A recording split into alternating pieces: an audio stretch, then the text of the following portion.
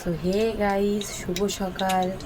তো দেখো সকাল সকাল উঠে এখন রান্না করব, তারপরে বাকি কাজ করব, ঠিক আছে। তো রান্না কি করেছি সেটাই তোমরা দেখো। দেখো,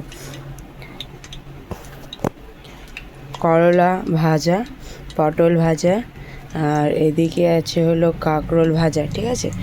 তো এটাকে এখন ভাজবো।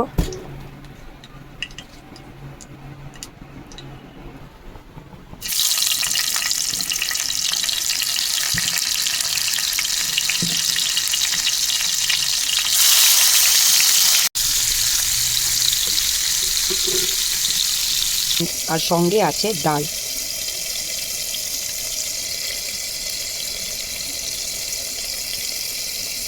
দেখো, আমার রান্না আপাতত কমপ্লিট। অ্যাকচুয়ালি সত্যি কথা বলতে গেলে আজ বাজারে বাজার আনা হয়নি।